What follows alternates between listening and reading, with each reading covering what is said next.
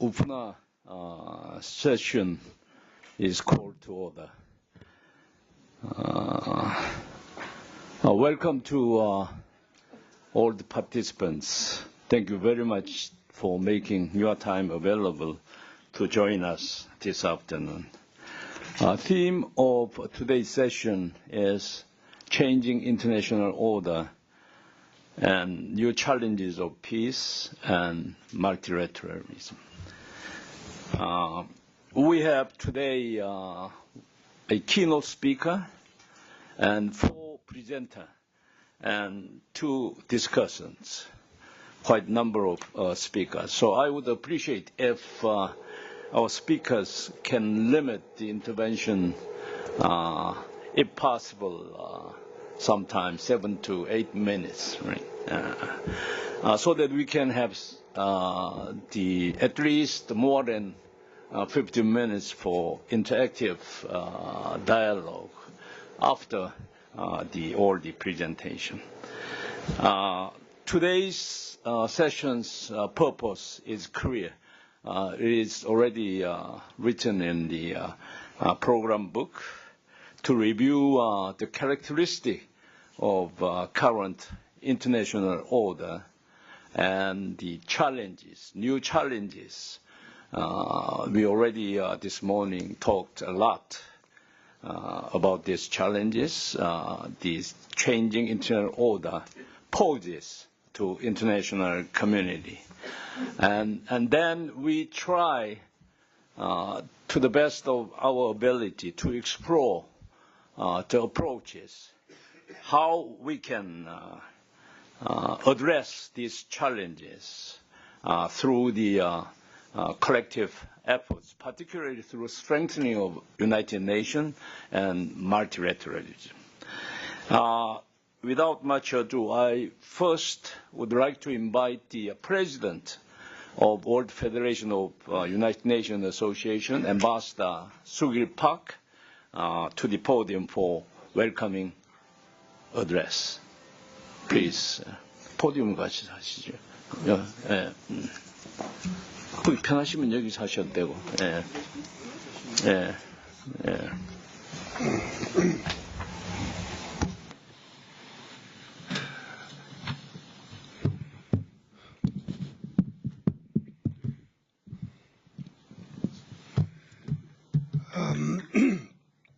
Good afternoon, ladies and gentlemen. I'm very pleased to be with you this afternoon for the UPNA Symposium entitled Changing International Order and the New Challenges of Peace and Multilateralism on the occasion of Jeju Forum 2017. I wish to extend my warm welcome to all of you. I especially thank the speakers and panelists for accepting UPNA invitation despite your busy schedule.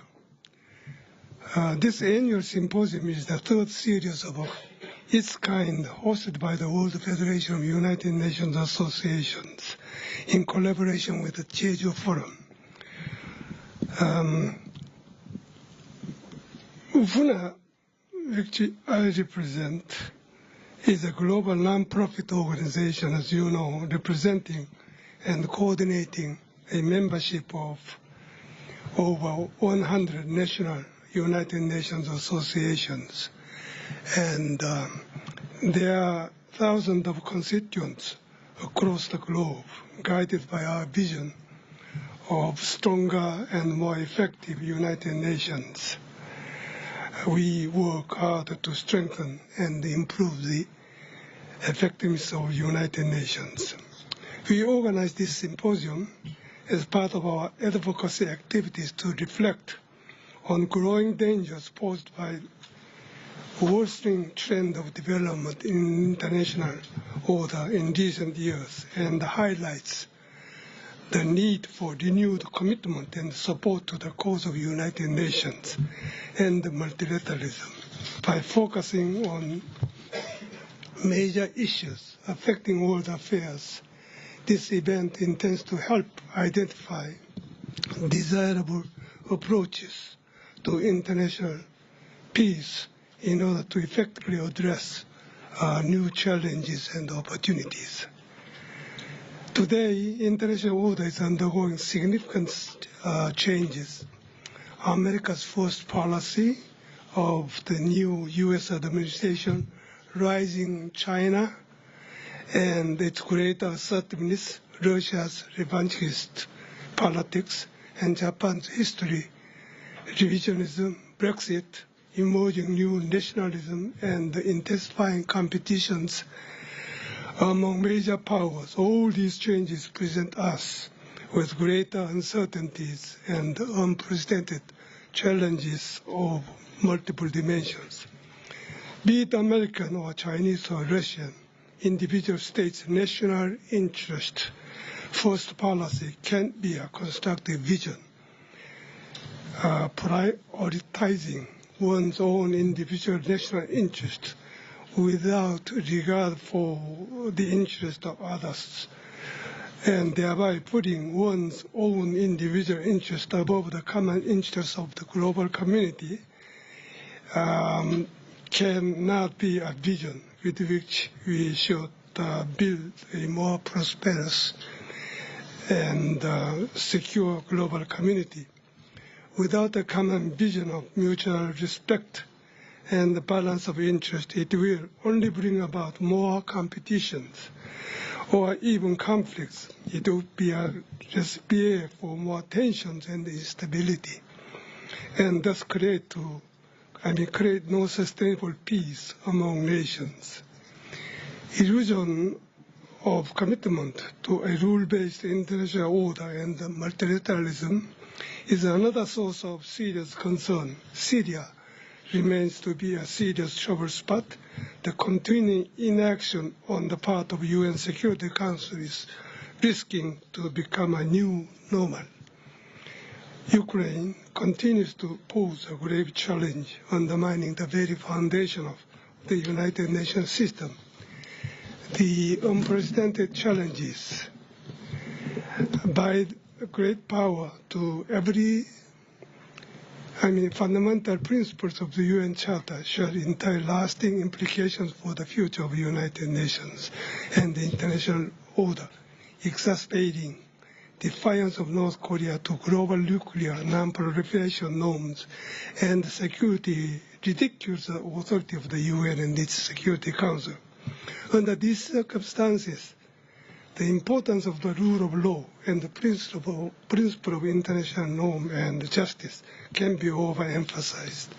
Promoting the rule of law at the national and global levels should be at the heart of a rule-based liberal international order. Establishing respect for the rule of law and the fundamental principles of the United Nations Charter is vital to achieving sustaining peace in the world. The time of unprecedented global challenges dictates renewed multilateralism and the strengthened role of the United Nations. The UN represents the universality and the global legitimacy. It represents the global collective good. Though not a panacea, UN has political effects and affects states' soft power, notwithstanding the criticisms emanating from its limitations and ineffectiveness. The UN remains to be a unique and most valued global institution that makes significant contribution to the international peace and the betterment of human rights. I particularly wish to welcome in this regard the remarkable progress recently achieved in the UN's effort to strengthen its approaches to international peace and security, a new conceptual framework of sustainable peace. The framework is a comprehensive and integrative approach encompassing all three pillars of the work of the United Nations: peace and security, development, and human rights. As these three elements are interlinked and mutually reinforcing, it seeks to address root causes of the problem we face today. It prioritizes prevention and the political process covering all stages of the conflict settlement circle to promote sustainable peace. The concept of sustainable peace and the vision of the 2030 Agenda for Sustainable Development, 17 goals of SDGs are complementary and mutually reinforcing. Together, I am sure they will have far-reaching implications for peace and security and collective well-being in today's complex and interconnected world. Finally, global challenges require global response through active engagement of various stakeholders in global community. They demand us to renew our commitment to a rule-based international order and to a shared vision of peace and common prosperity. Of balanced interest, upholding the principles of international norms and justice, we need to strengthen our collective vision of the world where not might makes right, but right makes right prevails. Taking this opportunity, I wish to reiterate UFUNA's renewed determination to further strengthen its commitment to the cause of the United Nations. The UFUNA will continue to render its support for the integrated role of the United Nations, making contribution to a safer, more prosperous, and dignified future of humanity. I wish you very productive discussions and look forward to the successful outcome of this symposium. Thank you very much for your attention. Thank you very much, Ambassador Park, President of UFUNA. Our next speaker is keynote speaker from the Korean government, representing Ministry of Foreign Affairs, Deputy Minister Jeju.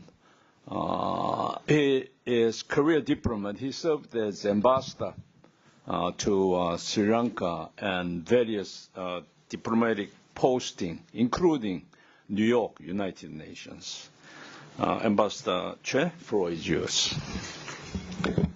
Thank you for your kind introduction.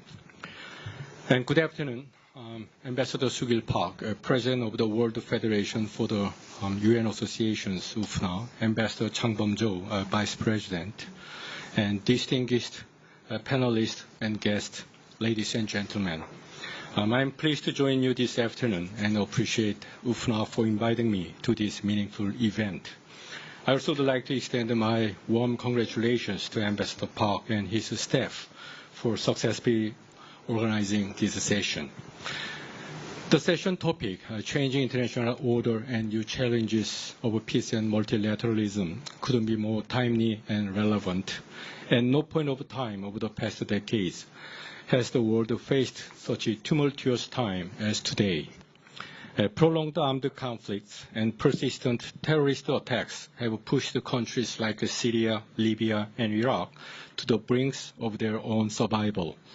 In addition, the Office for the Coordination of Humanitarian Affairs, or OCHA, announced in February this year 12 forgotten crises to remember, which rarely make the headlines, but urgently need support, including Afghanistan, Central African Republic, and North Korea.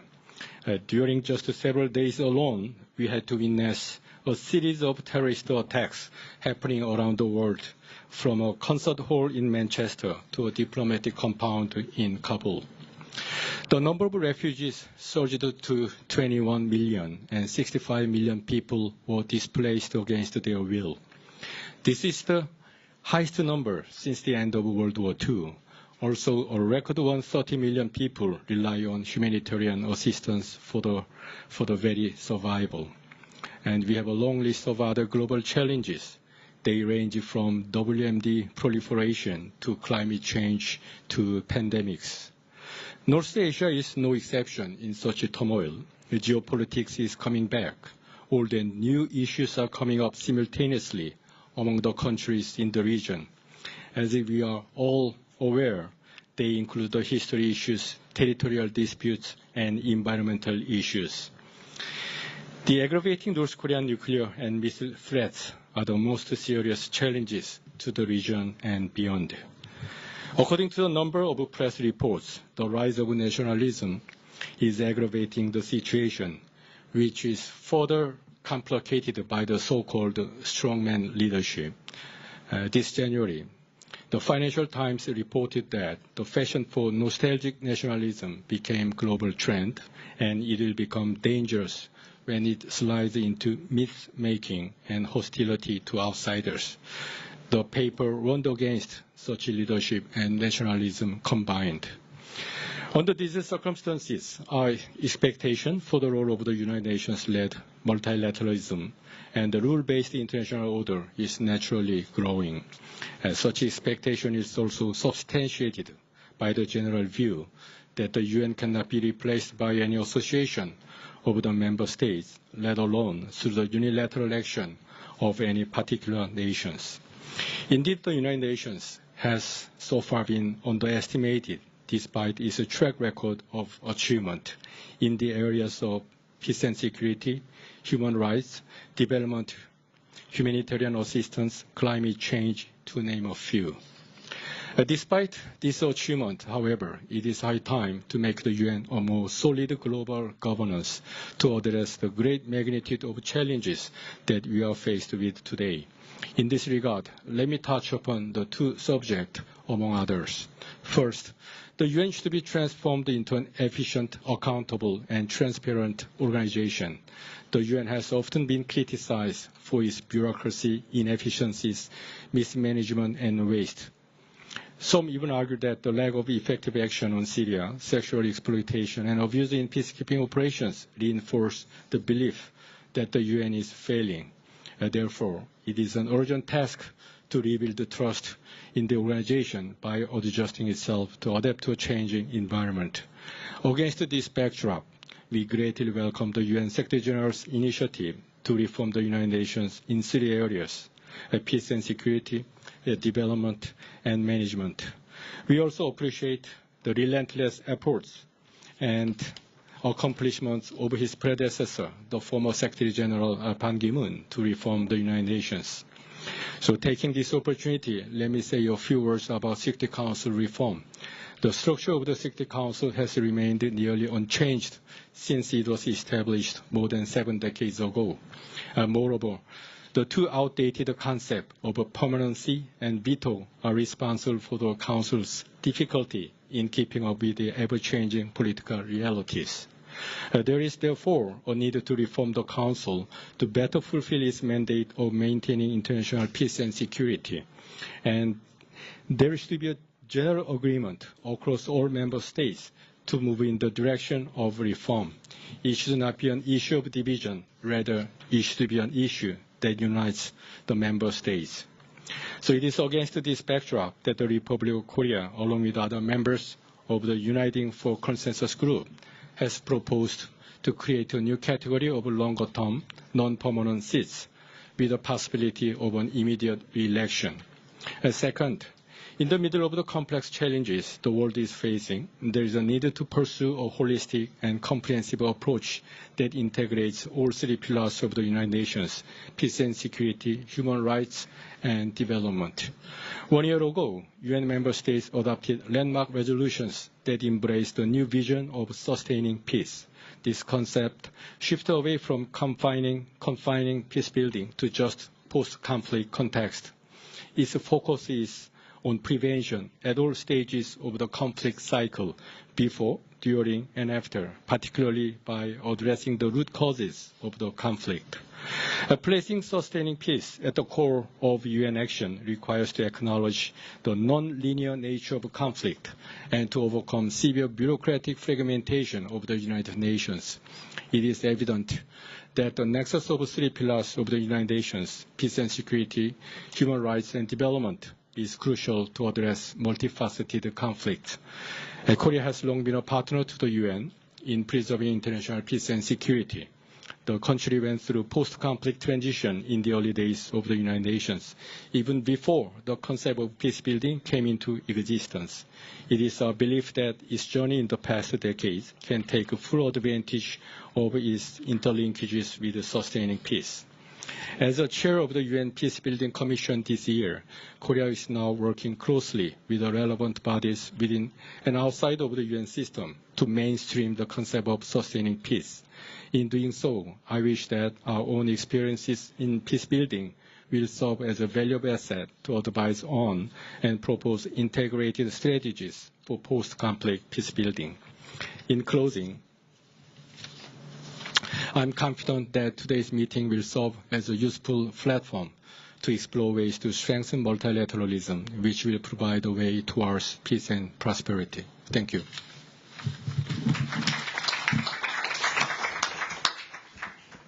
Thank you very much, Ambassador Che.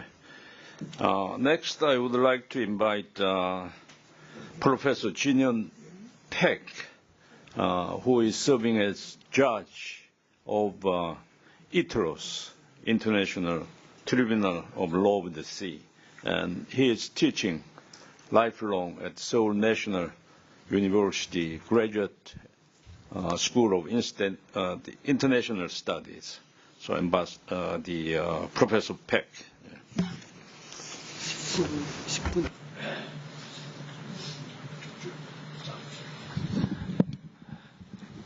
Time is very short. Good afternoon, everyone. Let me start by saying that Jean Rogui once said, what makes multilateralism distinct from bilateralism is not the number of actors in a system, but normative standards regulating the relation between actors. So in essence, multilateralism is a rule-based system. We talk about rule-based international system, multilateralism, and also international rule of law, which I'm talking about. They are all more or less same concept. That being said, I will talk about international rule of law in Asia. Maybe I will make 3 points. First is rule of law matters in international relations. And then second, I will comment on what are required to establish rule of law in international relations. And then finally, state of rule of law in Asia. First, this concept of rule of law has been developed mostly in national context. Therefore, it is difficult to transpose this concept to international relation directly. However, I believe that rule of law is relevant in international relation as well, because in a decentralized system where each state is sovereign with the autonomy and freedom of action, if a state is left unregulated, it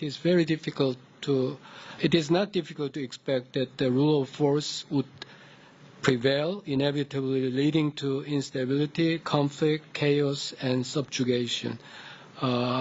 Therefore, there is clear need for the rule of law in international relations as well. That is why Declaration on Principles of International Law concerning friendly relation emphasize the promotion of the rule of law among nations. That is also why the United Nations has stressed over and again that the rule of law at the national and international level is essential to maintaining international peace and security, to the promotion of socio-economic development, and to the universal respect for human rights.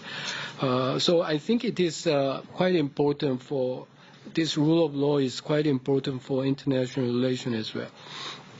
Then, second, what are required to achieve the rule of law in international relations.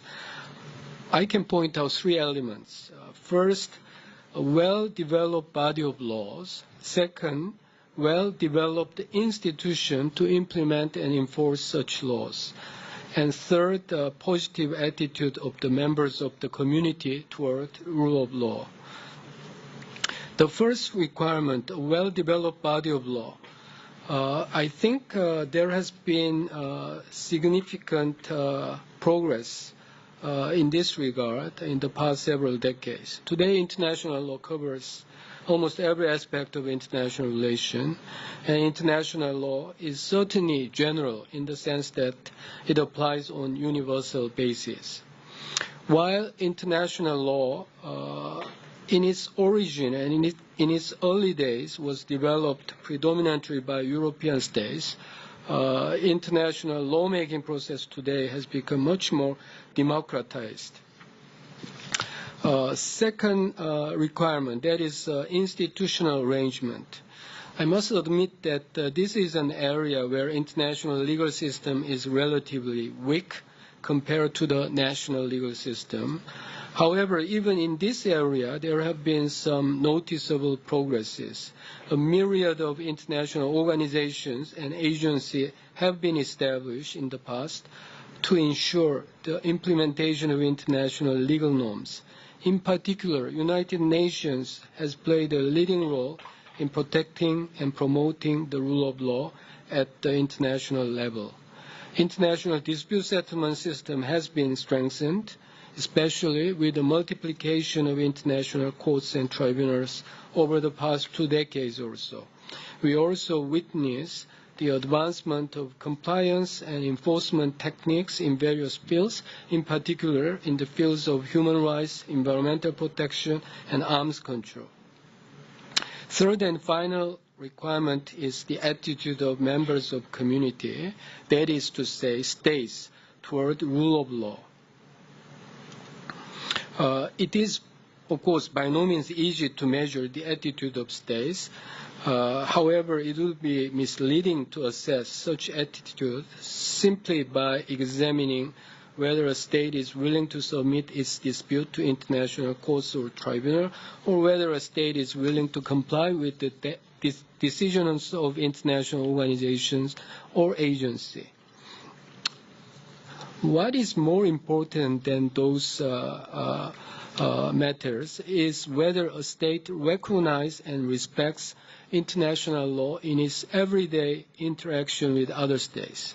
In this respect, I am cautiously optimistic. I think that the international legal consideration plays an important part in the decision-making of many states in their relation with other states. States accept the reality of international law and its relevance to their conduct. Overall, I believe that rule of law exists, if not yet prevails, in international relations.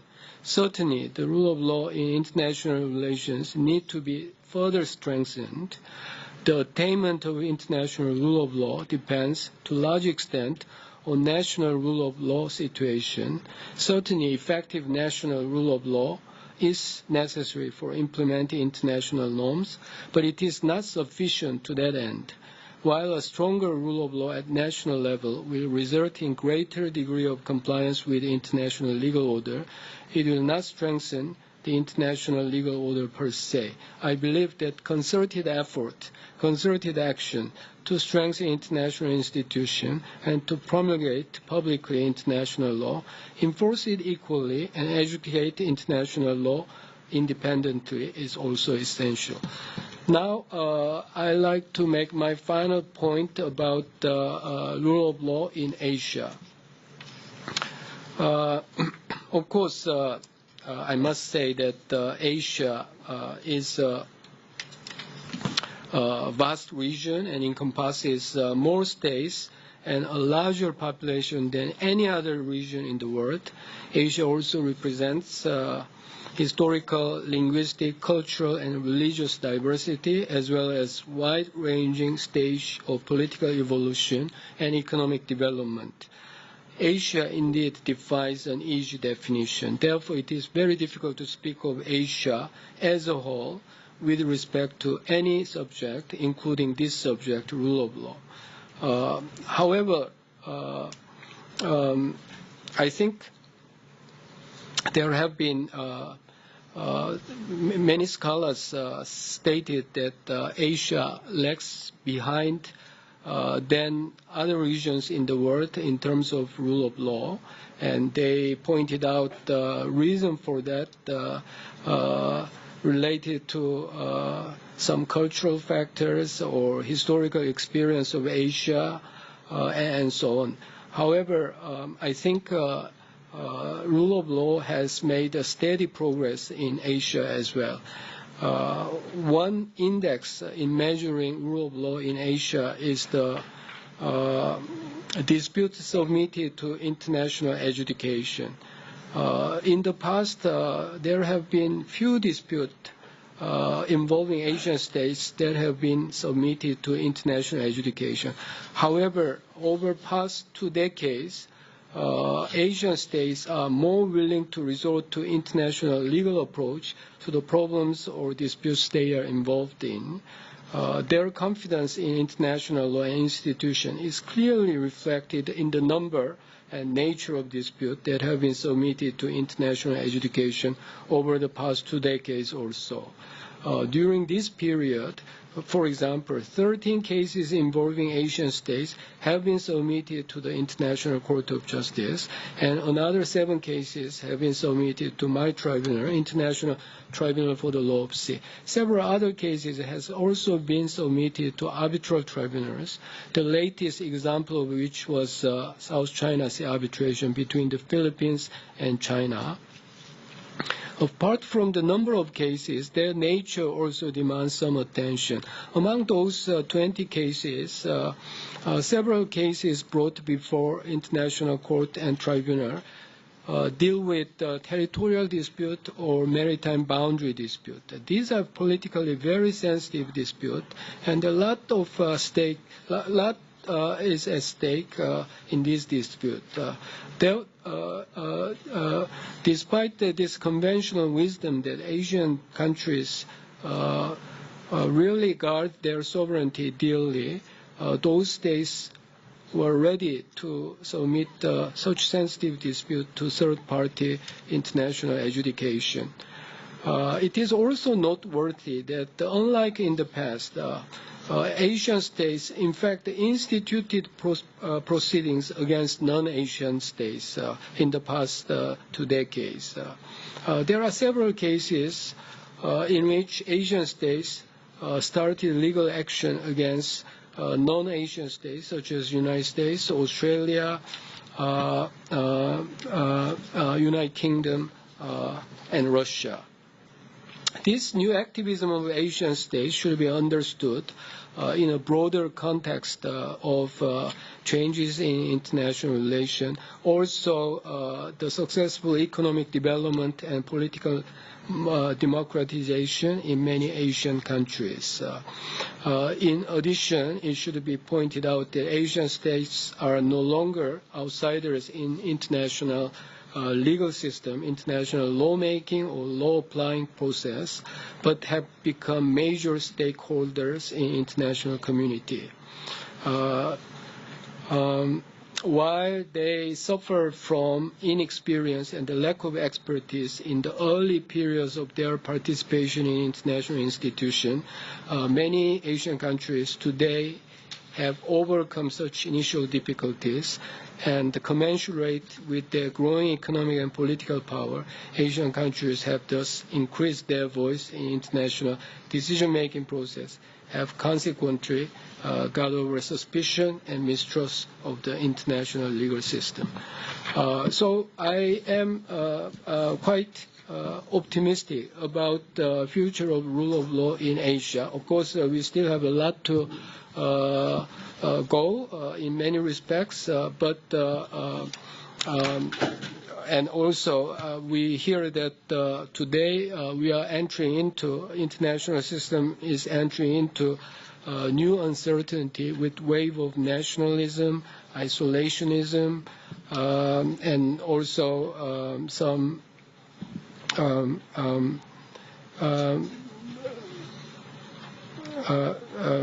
this anti-multilateralism and so on. However, I believe that the international system, in particular Asia, would be able to overcome such challenge. So I am optimistic about the rule of law in international relation in general and international relation in Asia in particular. With this remark, I will stop here. Thank you very much for your attention. Thank you. Thank you very much, Professor Baek-jin Hyun. Next, I invite the Professor Kwon, who is currently serving as rector of the Graduate Institute for Peace Studies in Kyunghee University. To save the time given to me, I limit my expression of gratitude to UFNA President Ambassador Park Soo-gil and Vice President Ambassador Cho Chang-bum. Gave me a wonderful venues and opportunity to engage in a constructive dialogue on important issues that the world faces today. My topic is on how to overcome estranged other in a brave new world. I basically framed it in such a way to think that to see the North Korean threat in different perspective from the typical. I mainly talk about how to perceive North Korean threat from global order perspective, and I'll also prepared some others, but because of time limitation, I conclude my talk with a discussion on political identity issues in Korean Peninsula. The world is in a transitional period. The Jeju foreign participants all seems to agree that the existing rules and norms of international relations are no longer able to guarantee a kind of order in international, interstate political and economic relations, and to produce expectable pattern of interactions among state and between state and non-state actors.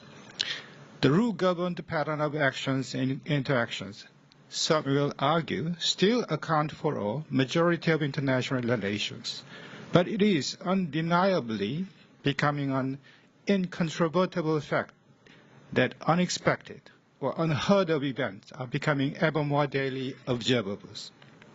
There used to be existing wherewithal of international governance, whether they are of the states or others, no longer provides any meaningful conceptual and practical means to address them. For some, it may be still a debatable point, and yet to be a consensual truism. At least, however, I argue we can say it is generally accepted that the existing rules and the mechanisms are getting too hard stretched and thinned out to be a viable governance mechanism for all the unexpected and the unaccountable. Out of those unexpected international events which have covered the headlines of major global news media, hence hot academic topics for the past decade or so, from globalization, hegemonic decline, China rise, global warming, terrorist attack, even to Brexit and Trump election, North Korea has to be taken as the most imminent destabilizing element to the existing order of East Asian regional order. It is in every aspect the most rule-defying, unruly, and exceptional case which the 3-century-old Westphalian state system has ever faced and handled. Realist and liberal or hardliner or dovish or power political and institutional economic means of handling the other as a threat to the system has either failed to be effective or exhausted itself against it. It is destabilizing and becoming a critical testing case for the existing international order and governance, not just for the unruliness or erroneous behavior of North Korea, More importantly, I argue that's because, unlike other regional conflicts in Near East or else, North Korea case, including nuclear issue, has a system-wide ramifications which cannot be easily confined to and controlled by the directly concerned parties. As was the case with Korean War in the past, nuclear-powered North Korea as an axis of evil, as the U.S. has called it, or as an autonomous independent normal state, as North Korea itself wants to be identified by the international community, engulfs all the existing global order of governance into question and into disarray. That is simply, I again argue, for the fact that North Korea is trying to turn the clock of international political and economic system to the 19th century balance of power or balance of terror system, while the whole system or the rest of other major powers has evolved into a kind of rule-governed society of states. In other words, North Korea today, certainly together with other threats and destabilizing elements, is posing a direct challenge to the existing international order and governance in the time when the previous 20th century conservative status, a neoliberal international institutionalist compromise of international order, which includes the current UN system, is again under severe strains, is undergoing an imminent transformation, while the next alternative global order is yet to be identified, and the world is yet to take steps into it. Hence, possibly, through North Korean case, it cannot help but to be reconstituted for the new emerging world. As we all know and witnessing to, in the new brave world, no dominant hegemony is likely to be emergent, rule-giving to others by fiat or force. Not just Republic of Korea, therefore, but all the neighboring major powers, that is, US, China, Japan, Russia, even UN, have a critical stake in handling North Korea and have reasons to be actively involved in. That is, not just for historical reasons or political and economic reasons of individual states, but for the future of international political economic system. They cannot help but to be involved and partake in the North Korean issues. Understanding North Korean issues having a sort of system-wide stakes and implications point us to the necessity of overcoming parochial perspectives and approaches, which have been the usual means and ways of handling international discord and conflict, and of taking a systemic perspective and approach to it, which considers the future of global order in mind prior to anything else. This also points to the fact that the typical and traditional approaches, regardless of bilateral or multilateral ones of the past, the North Korean issue cannot help but to be limited and myopic at best. And at best can be only a stopgap measure and response to the threat that North Korea poses to the existing international order.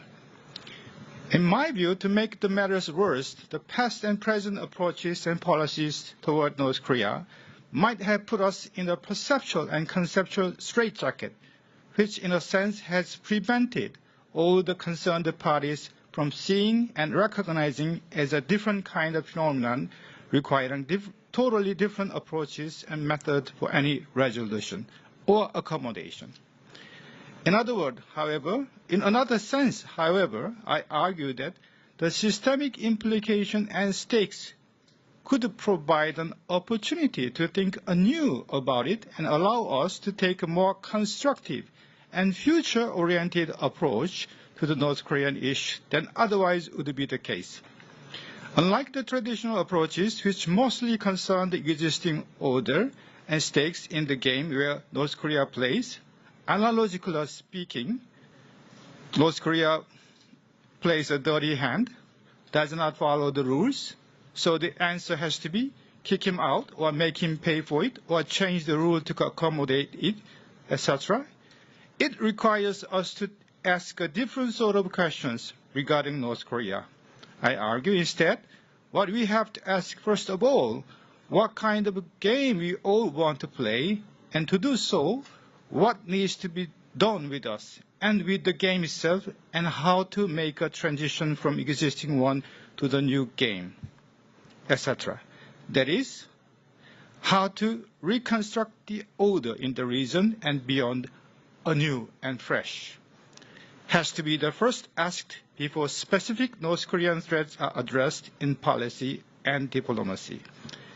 The first step toward all these important questions and challenges is constructing and reconstructing North Korean state identity and or North Korean unified, allied identity when unified. That is because what kind of player we become determines what kind of a game you can construct and play by. Or else, to put it another way, by examining the becoming process of a game player, identity construction and reconstruction, I argue, we can foretell or expect what kind of game will be constructed out of the gameplays we are enacting and enabling. No new order can emerge out of nowhere. It cannot help but to be a result of interaction which agents play and are evolved to play with and against each other.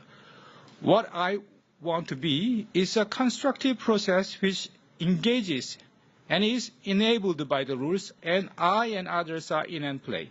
As a result of the interactions, the rule of the game is also transformed by pieces or in totality.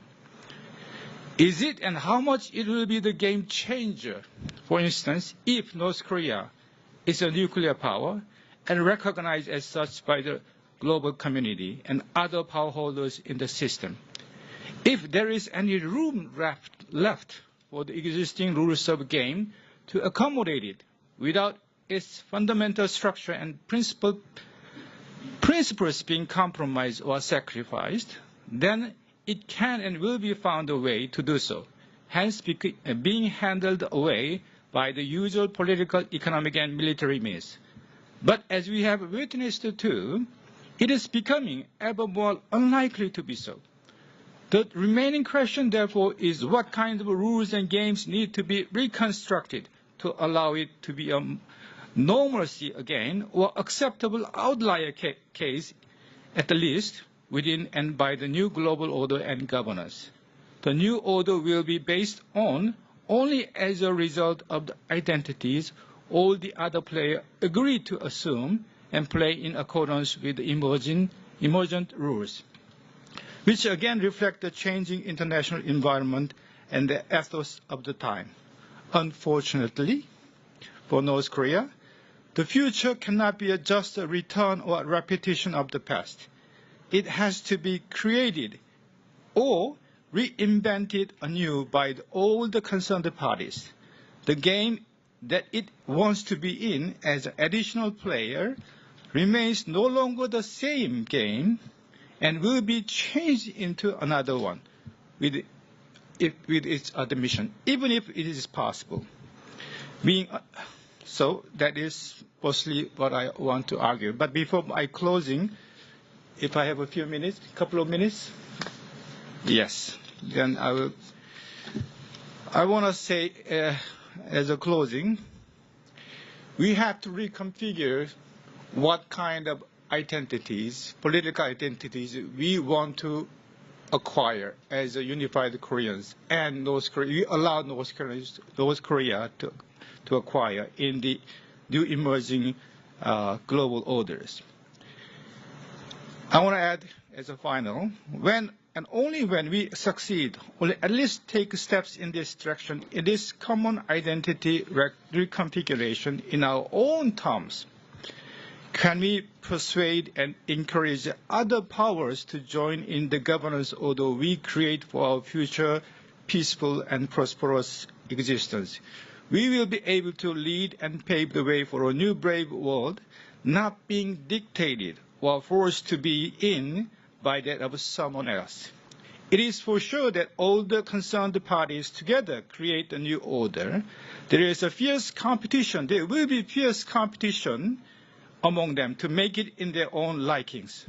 Thereby, for that reason, it is all the more urgently required for us to be creative and innovative in reshaping and reconfiguring our global political identity in an emergent world politics, hopefully guaranteeing peaceful and harmonious Koreas, unified, at least in identity-wise, or at the maximum for common interests and destiny permanently, through which a peaceful and prosperous regional and global order is created, and all the major powers of the world take part in as positive role players in it.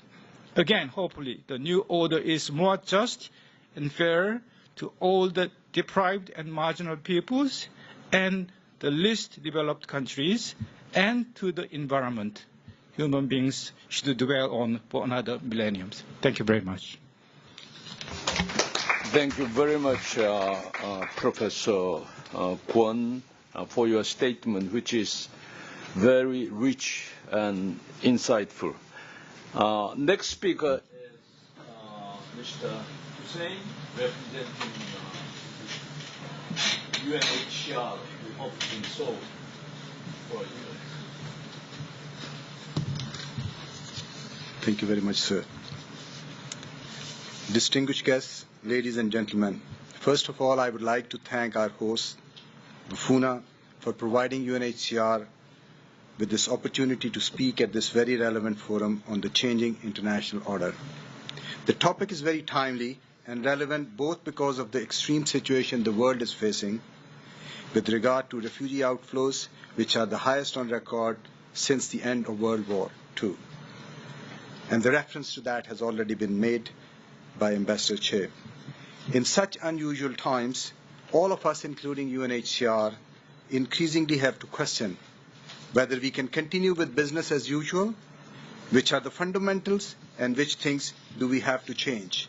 In a world where more than 65 million people have been forcibly displaced from their homes, where a large number of refugees lose their lives at sea in desperate attempts to reach safety in Europe and elsewhere, where there is increasing talk of closing borders and turning to xenophobic policies, where old conflicts continue and new conflicts break out in all corners, I believe it is important that we continue to talk about refugees. Over the decades, the community of nations has had high points of solidarity and determination for collective action for refugees. Think of the period stretching from the late 70s until the early 90s, when over 2 million Indo-Chinese refugees were resettled to third countries, and 1990s, when over hundreds of thousands of refugees were assisted to return home following the end of the Cold War. There are countless countries who have shown extraordinary solidarity with refugees and willingness to open their doors to provide safe haven. However, there have also been moments when there is seemingly global race to the bottom, countries seemingly competing to see who can close their borders most firmly so that the problem stays elsewhere, setting up barriers so high that refugees inevitably remain in somebody else's backyard. In UNHCR, we have always talked about international burden sharing. At the core of our mandate is mobilizing member states to provide support to those countries most affected by refugees through humanitarian funding, offering resettlement places for refugees, and through diplomatic support. However, the uneven distribution of the burden of refugee protection has never been more stark. A handful of countries, including Turkey, Lebanon, Uganda, Iran, Pakistan, host the vast majority of the world's refugees. Turkey hosts the highest number of refugees of any country, over 2.5 million refugees living within their borders. Uganda now hosts over 1 million refugees from neighboring South Sudan. In Lebanon, a tiny sliver of a country on the Mediterranean, over 20% of their population are refugees. In this regard, I would like to pay tribute to our host country, Korea, who have made great strides in recent years on both domestic refugee policies and as a contributor to multilateral refugee protection efforts. Korea has become a third country resettlement destination for refugees since 2015 and is receiving a growing number of asylum applications under its domestic refugee law. Korea has become a major donor to UNHCR and has had robust participation in numerous international forums addressing refugee matters. For this, I pay tribute to the Republic of Korea and the Korean people. Ladies and gentlemen, while I'm presenting, I'm also editing because of time constraints. So if there are any abrupt cuts, forgive me for that in advance. More than any other conflict, the Syrian war has pushed the international refugee system to its limits and highlighted the great cost of a lack of collective action to firstly prevent conflict and secondly collaboratively and equitably take on the challenge of dealing with the inevitable humanitarian crisis which flows from an unchecked conflict. The scale of this crisis, so horrifically highlighted in the image of a little child lying lifeless on beach almost as if sleeping, has mobilized a renewed effort towards genuine international collaboration on refugee issues. In 2016, this came to a culmination in the two summits on refugees and migrants which were held in New York on the eve of the General Assembly in September 2016.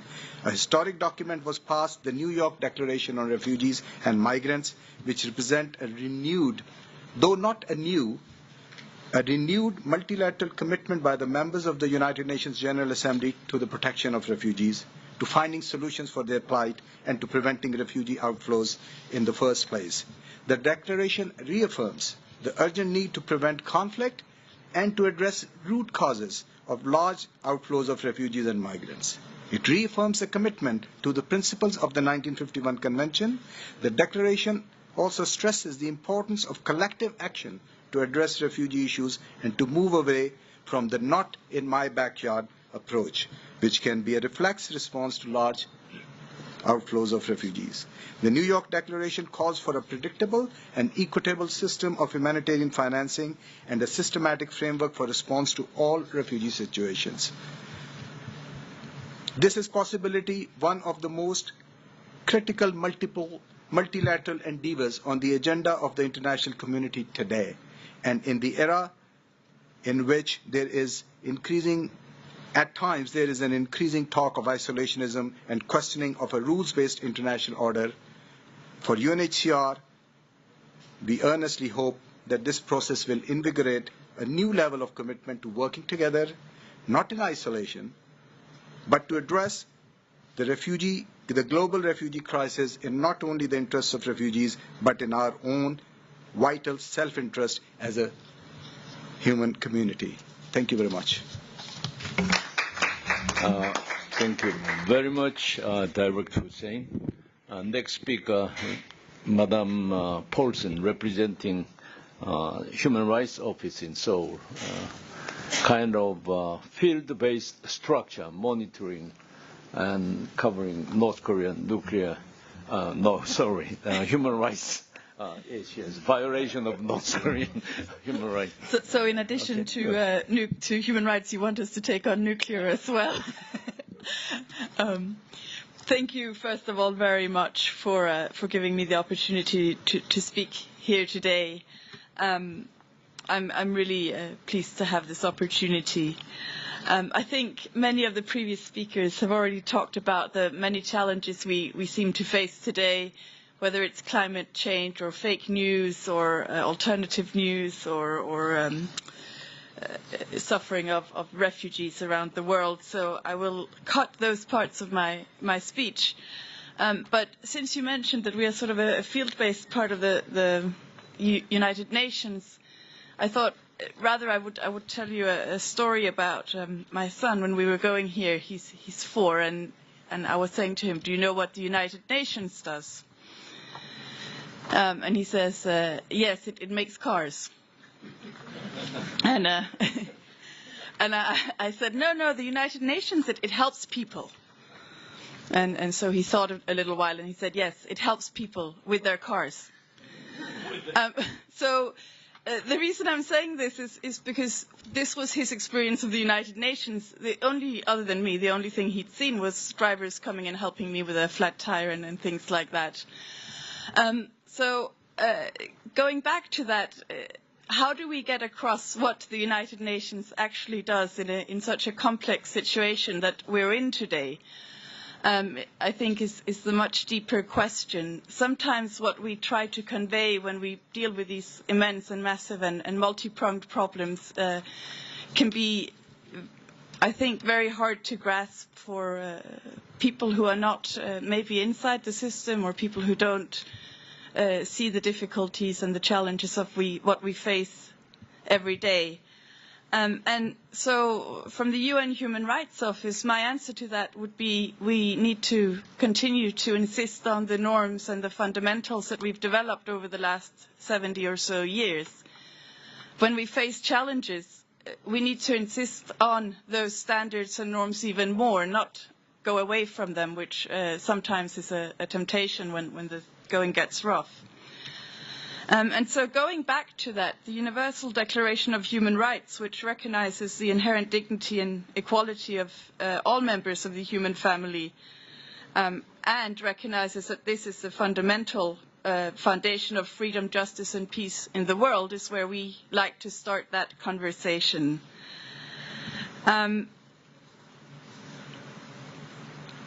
Of course, what we do is not perfect. It's often very flawed.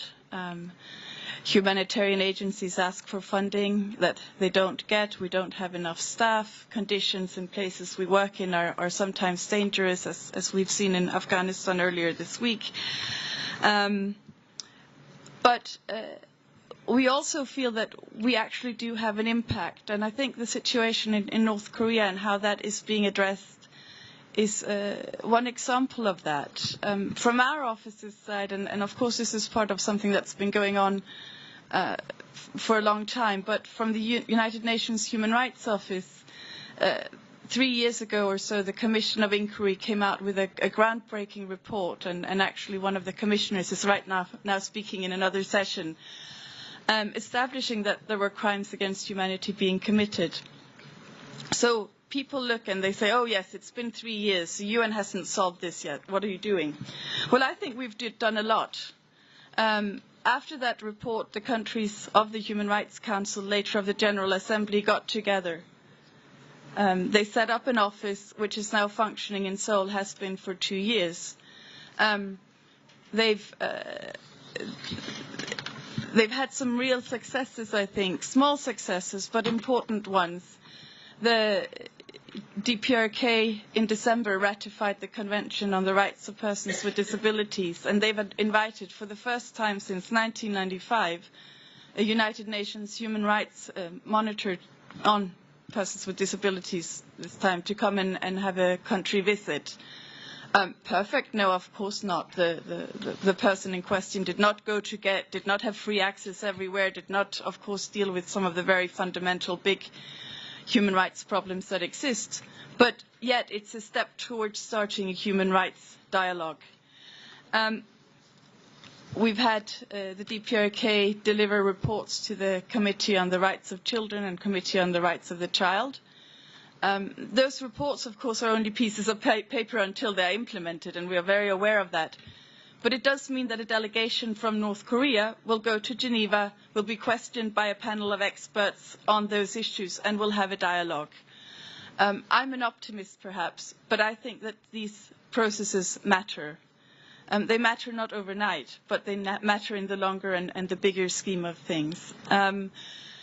This does not mean, of course, that we can take our eyes off the big picture, which are the crimes against humanity that are happening and continue to happen as we speak.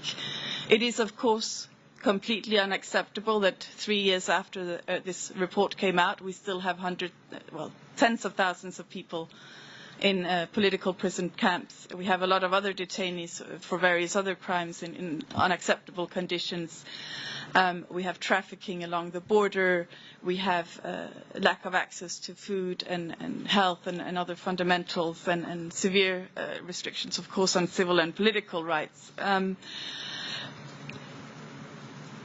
But I think, one needs to look at both sides at the same time and then move forward as far as can be done from there. And so, in summing up, the complexities that we are facing, they probably demand more of us rather than turning inward and trying to do less. by insisting on these norms, whether it's North Korea or any other country, we can move forward, but we cannot start compromising at this stage.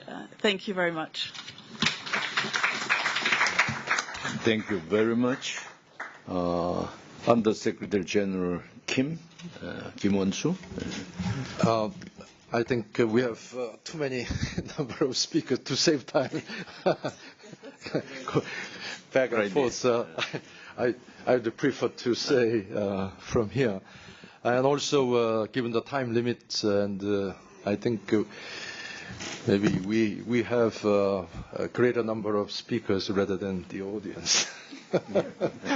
But anyway, I will start my comment building on the theme Ambassador Park made.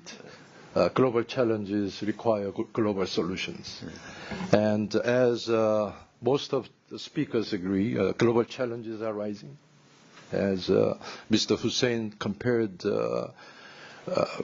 10 years ago, we have about 20 million refugees. Now it is tripled, and also number of people we are feeding every day. UN is feeding more than 100 people every day. And also number of conflicts UN has to send to attend to is now over 15. And never before we have highest level humanitarian emergencies simultaneously, more than 4. So that much global challenges are rising. And it requires global response and global solutions. But global solutions are not possible without global leadership.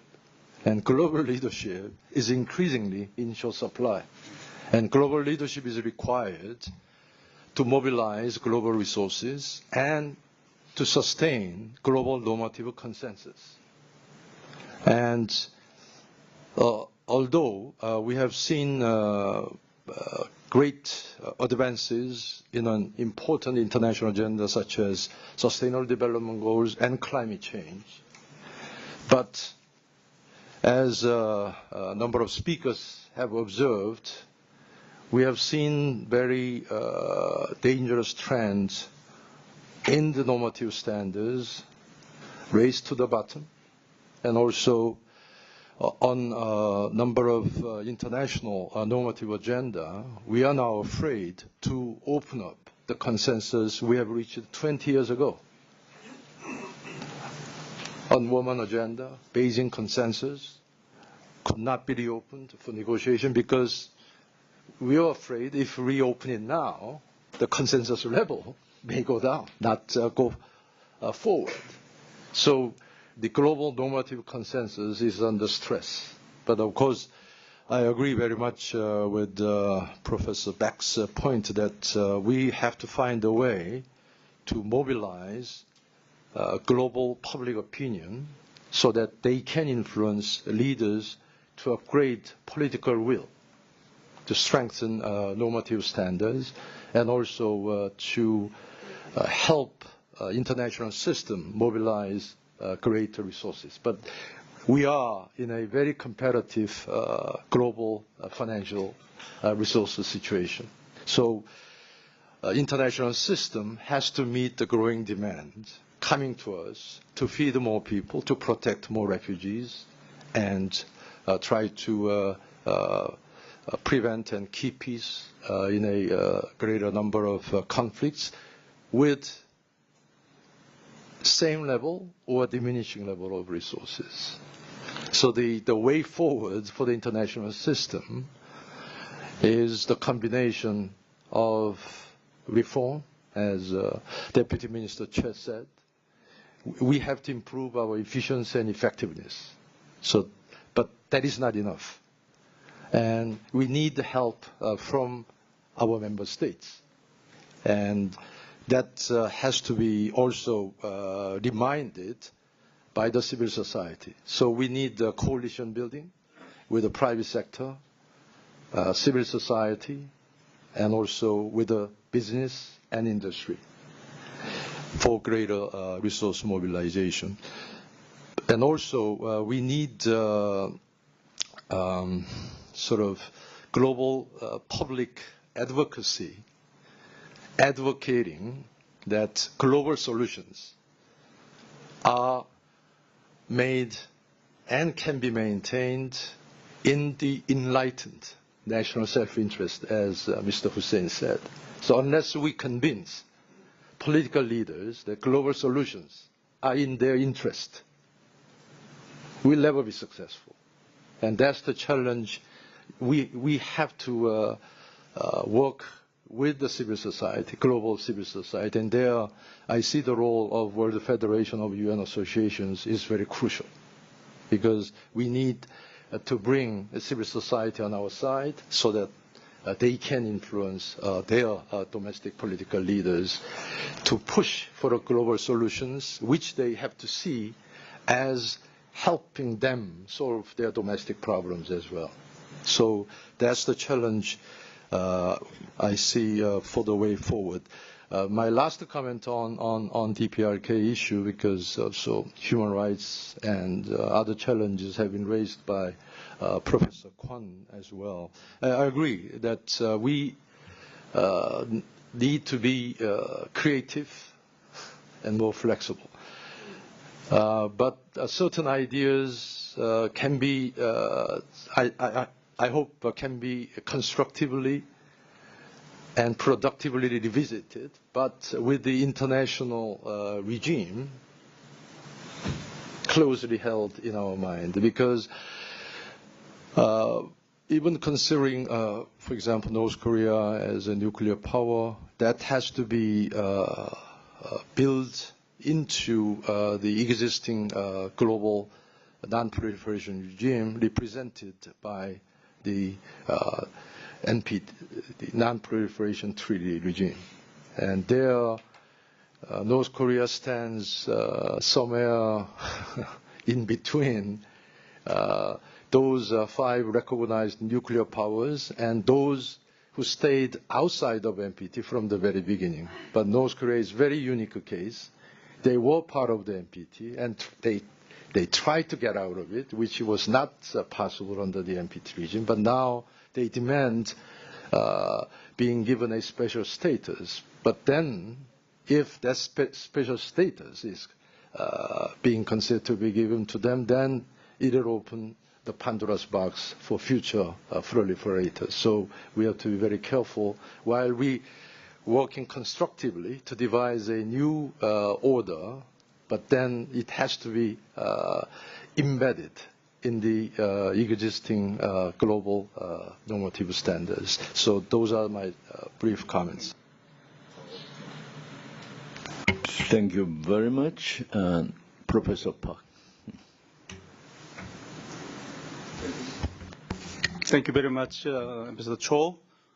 It's my honor to join the distinguished panelists discussing very important topic of multilateralism and implication upon Asia.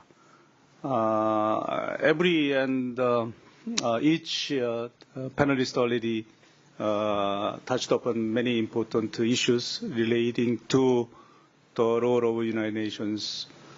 But I just want to take a couple of points on Chinese pronouncement and behavior in terms of multilateral diplomacy. I was following the Chinese attempt to establishment of new international organization. It's called AIIB, Asian Infrastructure Investment Bank. It was very interesting to see how this new organization evolved as an international organization. It started 2015 and launched last year, but last month when they held the summit forum in Beijing, they claimed they have already 77 member nations. If you see the structure and decision-making rules and procedures, this is dominant by the Chinese power. So some of the skeptics see it as a challenge to American hegemonic power. But in terms of multilateral diplomacy, China has been pushing for enhanced role in every aspect of multilateral diplomacy, including the United Nations. Their share of financial contribution is already number 3 and number 2 in peacekeeping operations. So I see that as a Chinese this push for multilateral diplomacy coupled with the AIIB is very much contrasting to U.S. administration under the leadership of new President Trump. When they had a meeting last month in Beijing, many press reports that Xi Jinping is very much helped by the American government in the sense that this new administration taking more isolationist and protectionist posture vis-à-vis Chinese claim to be a champion of free trade and multilateral approach. So I just wondering to ask the Ambassador Kim Won-soo for your views as an insider. How do you see the rise or enhanced role of China in the Security Council as a whole? And is it mean for the positive when United States leadership sort of dwindling or setbacking from the multilateral approach? And ask to the Professor Peck, you mentioned about the South China Sea case as a new positive sign of this multilateral approach by the Asian countries. Do you see that China will behave, rather positively in other aspects of this multilateral approach in Asia? Thank you. Thank you very much. I think we heard a presentation from the 4 speakers, in addition to the keynote speaker, and 2 discussants. Well, building on what just Professor Park mentioned, maybe I ask our judge, honorable judge from ITROS, Professor Beck, I agree that the importance of the rule of law becomes more and more growing, and we need to, despite the optimistic assessment of the late development, we need really many miles to go. Particularly the attitude, this is one of the 3 requirements you mentioned, and also the well-developed institutions. For example, we have ICC through such a the serious efforts, but now we are hearing news that some of the African countries are withdrawing from that. And also the China, its attitude vis-à-vis the rulings of the Permanent Court of Arbitration regarding Philippine and Chinese disputes, and obviously this is North Korea. They are repeatedly defying the implementation of Security Council resolution, a resolution decision of such a highest body in world community. So how we can, what we should do more, really that rule of law can be effectively in place, and all players, including China and others, can fully comply with the decision to solve the problem, to solve the challenges. That is the question I want to put, to seek your reactions from Professor Peck. And also Undersecretary General mentioned about the Pandora box. I agree with you. But just, we are too much, how can I put it, mindful of how we can maintain stability and pay loyalty to the existing order, then that risks ending up with no further reforms or making progress in terms of international communities' interest and order. So in that sense, I think Professor Kwon, rector from Gyeonghi's idea, very thought-provoking, the recognizing the identity based on the practical consideration and thinking about a new order which can accommodate that reconfigured identity of the actors in the international community.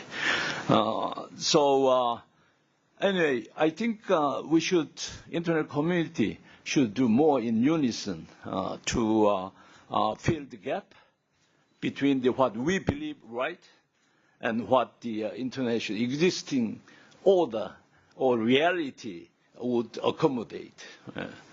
With that, maybe, and also I have questioned the address to the signet. This is very practical questions.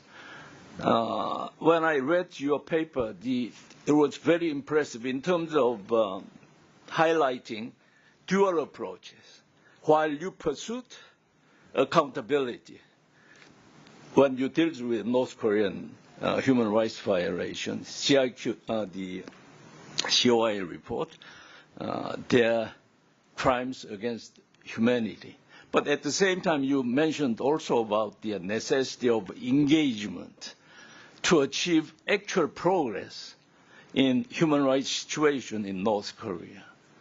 Now, as you know, we have a new administration whose priority is humanity first, 사람 먼저, and very much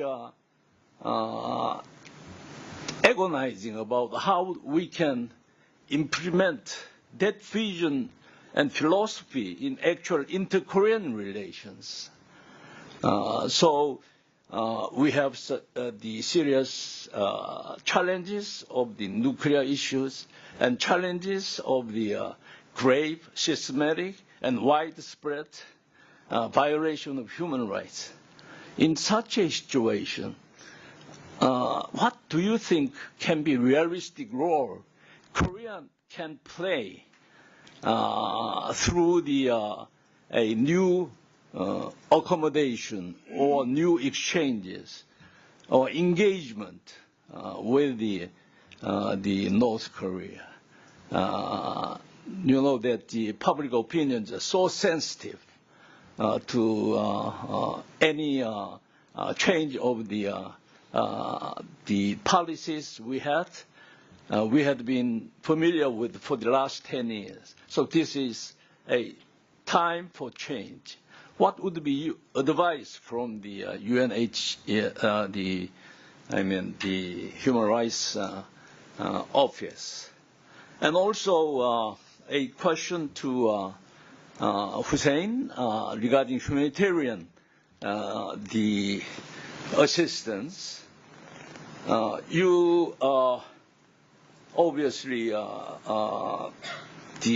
underscores the importance of international burden sharing in providing humanitarian assistance, right? Similarly, what we should do in terms of helping most immediate, problems of most immediate neighbor, North Korea, providing human rights, the humanitarian assistance, what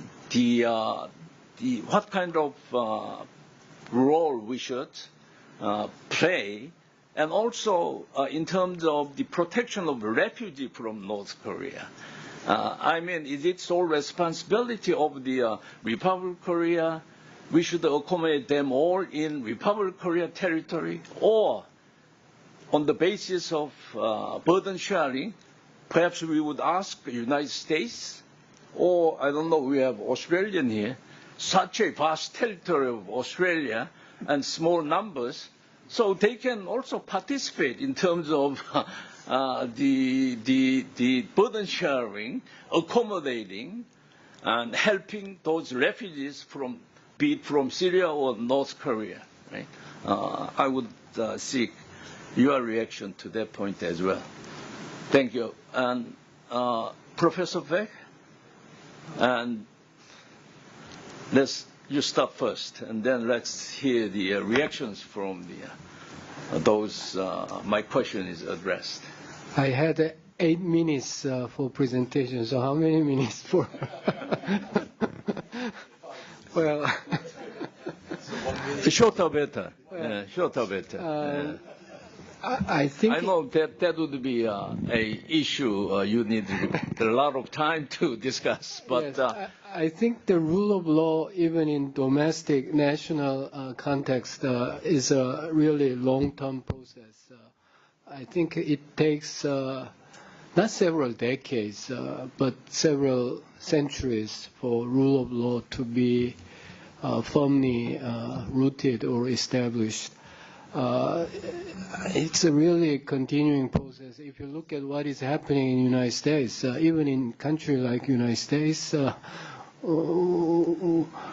many people consider the United States as a really consummate democracy and the rule of law, but still many things can happen. So we cannot really take democracy or rule of law for granted at any time. So in international context, I think it will take a long, long time for rule of law to be really firmly established in international relations.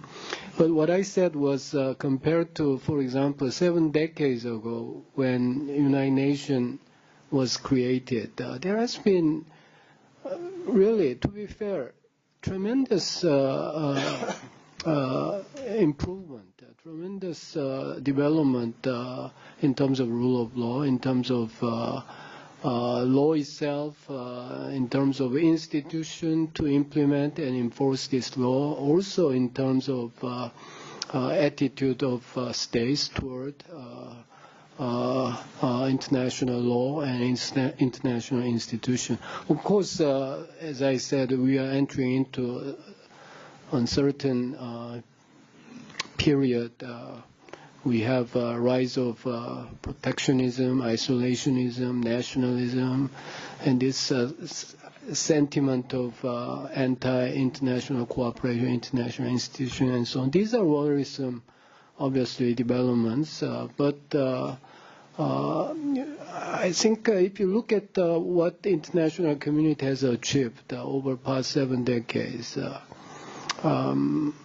I hope this challenge is something exception rather than rule, and I hope the international community can withstand such challenge and overcome this difficult period. Europe, a lot of people talk about Europe. I spent considerable time in Europe. In Europe, a lot of people say that the Dutch election in March was a quarterfinal, and French election in May was a semifinal, and the German election in September will be final. And the quarterfinal and semifinal, the result was quite positive, and I hope the same positive result in final in September. Thank you.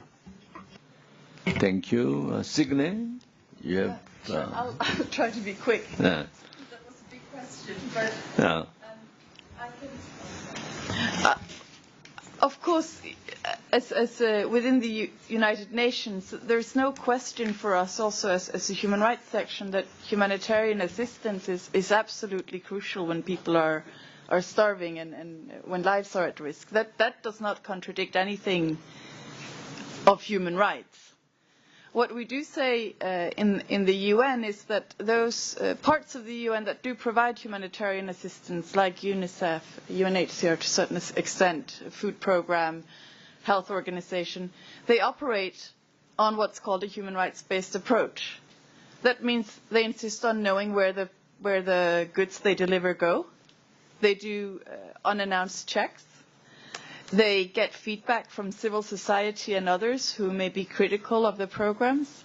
They ensure that those who are vulnerable, for example, women, children, and I would say in North Korea, people in prison camps, are the first targets of that humanitarian aid. So those kinds of mechanisms. Now, in North Korea, this is extremely difficult to achieve. But I suppose one thing I would say on humanitarian aid is to try to get as close to those ideals as possible within the context that one is operating in.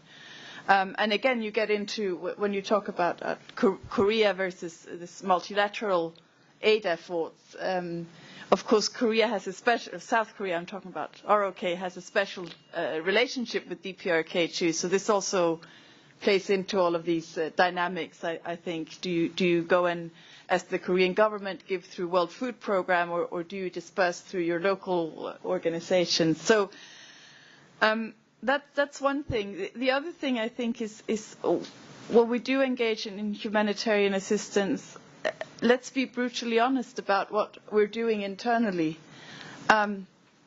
For the UN, we say that we like to say we give to the most vulnerable. The truth is we've never had access to the 100,000 people we estimate are in political prison camps. So it's, we definitely reach the vulnerable populations, and we definitely do life-saving work. But internally, we need to be having that understanding with each other. And finally, I would say, and this is where the humanism comes in again, we do it because it's the right thing to do, and because change will, to some extent, have to come from the inside, not only from outside. So, giving people the opportunities to have those choices inside North Korea about where they want to go is perhaps the most important thing of all. But let's not do it because we want someone to give up certain types of hardware that they may have. So those are the few thoughts I have on that. Okay. Mr. Hussain, you have anything to say? Time has run out, so very, very precisely, principles of international humanitarian law and principles of international refugee laws are to be applied irrespective of the state in question. So the answer to your question is that those principles should be applied wherever, whenever needed. And in this particular situation about North Korea, I also want to add that it's not just the responsibility of South Korea. It's not only a bilateral issue. It's not a regional issue. It's an international issue. And the global community should come together in trying to address in the best interest of the people on this peninsula. Thank you. Deputy Minister?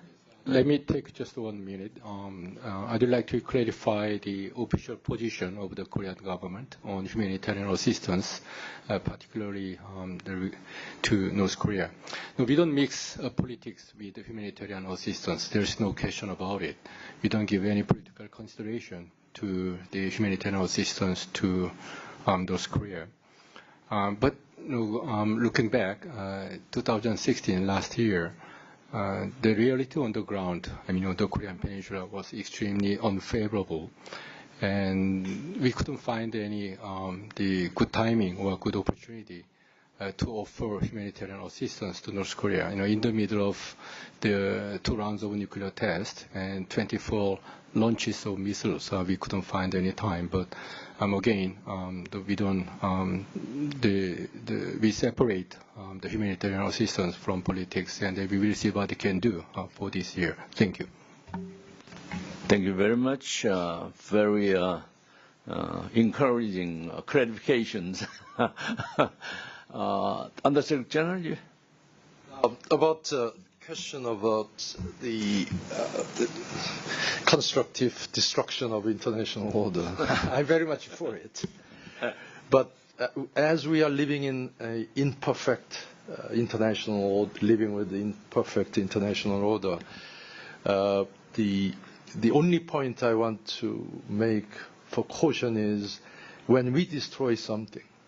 I want to destroy something that is not working. So we have to preserve certain order which is working, and while trying to creatively add something, we have to preserve that as a base and then try to put new things on top of it. And that way, I think we can ensure that, for example, there are a lot of criticism about the UN, multilateralism. But, I mean, what if we don't have a UN now? Who will provide those crucial life-saving assistance? So despite all those criticisms, the relevance and the validity of the values represented by the UN has to be kept, and also like NPT regime as well. On the question about China, there is always a gap between the expectations international community have on China to play the role commensurate with their rising power and the actual capacity and willingness of China to play their role. But I see that gap is now narrowing down, but still, depending on how you look at it, some still see it as short of the expectation level, but I think, I hope that gap will be closed by Chinese leadership as quickly as possible. Thank you very much. I think we can use at least 1 or 2 minutes for the any question or intervention from the floor. Will that be okay, right? When the dinner will start? Any questions from the floor? No? Any further comment from the panelists or speakers here? Otherwise, allow me to just conclude our discussions. Because of time constraint, I will not make any wrap-up conclusion, kind of, except saying that coming back to the main theme of the the president of UFUNA, and also reiterated by our UN senior officials, I think global challenges posed by the changing international order in current world requires global response and global efforts, and that dictates our efforts to reinvigorate or strengthen the role of United Nations and the multilateralism. For that, we hope that UFUNA will do our best as a NGOs, together with the GEO, United Nations, New York and Geneva and Seoul, and I hope that all the who are present here in this room will be in strong support of continued efforts, global efforts, and also efforts of the World Federation of United Nations. With that, I wish to close. President, you have anything to, otherwise, yes. Thank you very much for, yeah. Yes. Please allow me to conclude our session. Sorry. No, he is president. He overruled me. The Ambassador Park. I can listen to interesting debate that has been going on involving various issues that brought up for discussion. But I come to feel that the kind of debate we have had this far on a variety of issues I was reminded of what happened when Korea sat on the Security Council from 1995 to 97. So what I want to say is this: real politics. There's a real politics on the one hand. At the same time, UN idealism is something which doesn't allow us to infatuate it only with the reality. In other words, put it differently, see, based upon my experience with the Security Council, we know 5 permanent members do have veto powers. Whatever they don't want to support, they can veto it down. Therefore, when Security Council reform debate took place, I one day decided to make a very important statement saying that, as a matter of fact, ultimately veto power must be done away with, regardless of what the 5 big powers would say about it. But theoretically and ideally, it has to be dispensed with. That's what I said. Then Madeleine Albright became very angry about what I said at the time. And she said that we have 30,000 American troops based in Korea in order to defend your country. And yet you dare to say that these permanent members' privilege, such as veto, must be done away with, ultimately. Don't you think you are in a position to make such a statement? That's what she told me. And I did not respond to her in too serious terms. But when we try to talk about issues in terms of too much idealism, then I think we are departing from the real world. So I think important thing is to strike a balance somewhere between two extremist views. For instance, United States, one could have, see, even with regard to the merits of United Nations, one can have maximalist view as well as minimalist view. If we try to be maximalist view, we want to see UN playing greater role in dealing with global issues.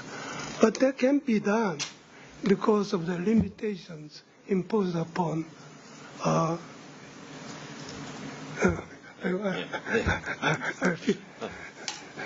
limitations. Okay, I will stop here. But what I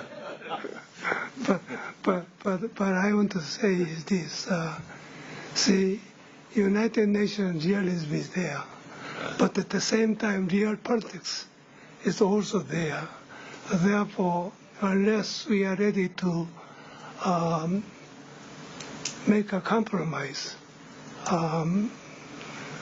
unless we want to take a balanced position, then I don't think we can go forward with anything. So. Thank you very much for that very instructive, insightful conclusion. I would invite all of you to give big applause to all the speakers and panelists. Thank you very much. Have a good dinner.